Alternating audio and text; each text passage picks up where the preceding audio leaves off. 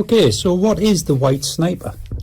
Well, to understand the white sniper, you have to know a little bit about the black sniper. Now, most of you probably know what the black sniper is. It is when black plays pawn to g6, bishop to g7, and pawn to c5 against anything that white does. Now, what is the white sniper? Well, it's almost like the same, but in what we call colours reversed. So it's just a reversed system of playing the sniper. Reversed in the sense we're doing it with white. And we're going to be learning a lot about reversed openings on this DVD, which is like black playing with an extra tempo. And what a difference that makes, by the way.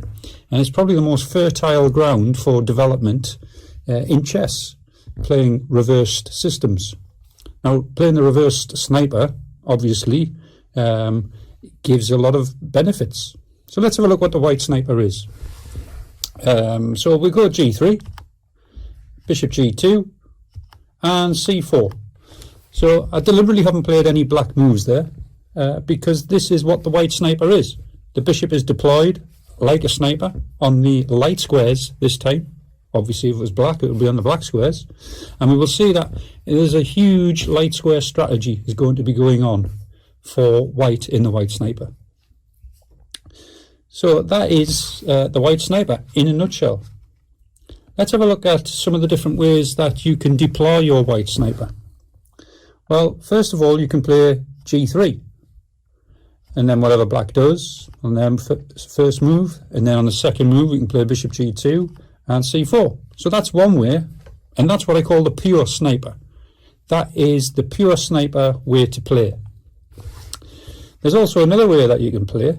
And surprisingly, this is the way I'm going to recommend that you play for pedagogical reasons. If you play in this way, it cuts down on the amount of learning that you will need to do initially. And then once you've learned it this way, it's very easy for you then to play the pure sniper. So this way, which I'm now showing you, is c4, g3, and bishop g2.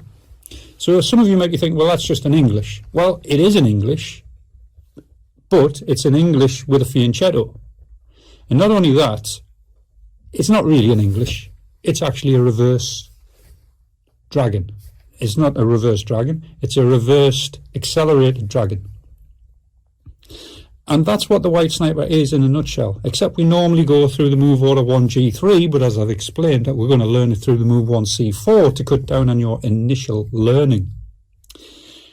Now, there is a big question over what is the best move order, g3 or bishop c4, to get into the pure sniper. Personally, I think it is 1g3. But, as I said, to start with, you're going to learn it via c4. And all of the content in this video, or nearly almost all of it, is going to be through the 1c4 move order, then g3, then bishop g2. It's probably worth pointing out at this point that there is another move order that you can get into the pure sniper, the first three moves, and that is you could go 1g3, then c4, then bishop g2. So there's three separate ways that you could deploy or get into your position of the white sniper. So that is the white sniper and the different move orders in a nutshell. So very often you'll get players that'll say, well, I can easily stop the sniper from getting his ideal setup of getting his g3, bishop g2 and c4 setup. And in the black sniper, there's a few anti-snipers. However, in the white sniper, there's hardly any. There's one which we should immediately see. However, you wouldn't even be able to get this one if you went through the pure sniper order of g3 first. But we're going to have a look at the c4 move order to see an anti-sniper against that. So c4, b6. So you can see what's going to happen here. If white plays g3 now, black immediately plays bishop b7, white plays bishop g2, and black has executed their anti-sniper. Of course, it's very easy for white to prevent this from happening, but it means they will be stopped from playing their pure sniper. Now, as the game unfolds, we're going to, whenever we come up against any anti-sniper system, and as I said, there's only one or two, then quite simply we'll normally just do something very simple, such as, in this situation, for example, just take a back and move. Instead of playing bishop g2, it would be quite easy to play knight f3. And we have no concerns about black giving up their brilliant bishop, because we have a very simple way of playing, overtaking the centre and having a small advantage in this position as white. So that is a really good way of playing against anti-snipers. Now, one thing that is surprising for me, having completed this white sniper research, is that you're going to see a lot of reversed Sicilian structures in this Fritz trainer. Now, why reverse Sicilian systems are so good now is that you're basically playing what you know already, your Sicilian, but with an extra tempo. And what a difference it makes, because you've got this extra tempo. The extra tempo will prevent black's attacks, who would normally be white, but that one tempo makes a huge difference. And that huge difference is the difference. And the whole philosophy now of the white sniper is to aim for a very small advantage throughout the entire game and stop any counterplay that black has. This has got to be, when you play the white sniper, the most depressing opening for your opponent that they're going to have to encounter. Because you're going to have a very small advantage, you're going to be having some pressure, you're going to have some chances to win, you're going to be creating all of the pressure and next to zero pressure against you if you learn this thoroughly. Now, this DVD is targeted towards not just 1,400 to 2,000 players. This repertoire, I believe, is possibly the best theoretical repertoire that you can have. Even better than 1E4 or 1D4. Why do I say that? That's a pretty radical thing to say. Well, I deep dive with the engines. I'm a computer science teacher. I've spent a lot of time researching with engines, and all of the theory here is that I'm going to be showing you has been checked. Any controversial variations has been checked using Stockfish 9 on a 64-bit machine to depth 30.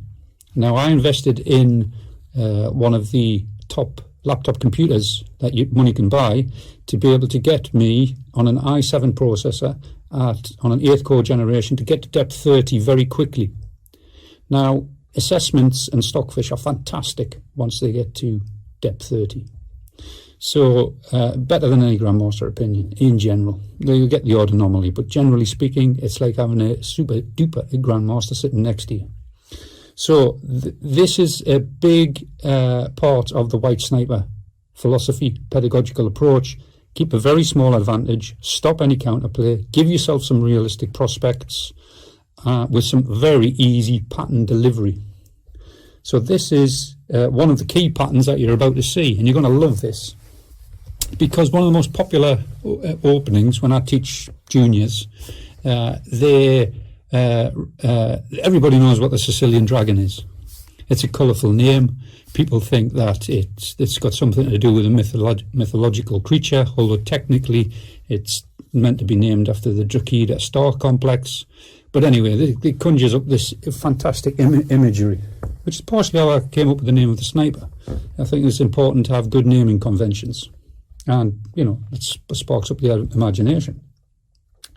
So, let's just have a look at one of the key patterns that you're aiming for in the white sniper.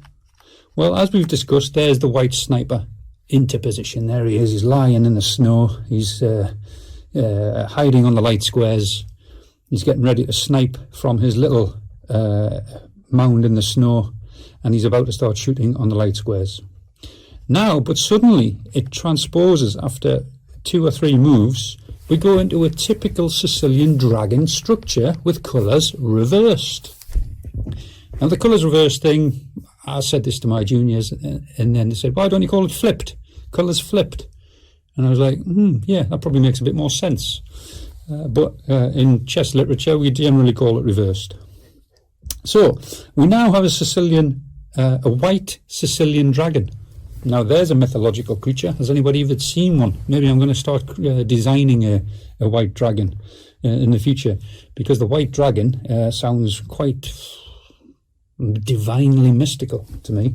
So let's have a look. Final move, bishop d2. So that is our colours reversed Sicilian dragon, and you can practically play this against, I don't know, about 60 or 70% of anything that black does, and it's a very good system. As you can see there by the colour coding, we have a great grip on the light square on d5. If black puts a central pawn into there, we're just going to take it, and we'll have some kind of open Sicilian dragon with an extra tempo. Now, very often the white dragon could be either a normal dragon or an accelerated dragon, or you could have the choice of both. And you will see that this idea of playing the white dragon followed up most probably with rook b1 and b4. This is rook b1 and b4. This is the closest resemblance to a normal dragon. I'm going to call it the white Chinese dragon. The white Chinese dragon, so called because in the normal Sicilian dragon there's a variation with rook b8. And if with colours flipped or reversed, we will see that there's a lot of similarities going on with it. So the white dragon setup, in summary, can be played against many different types of setups that black chooses.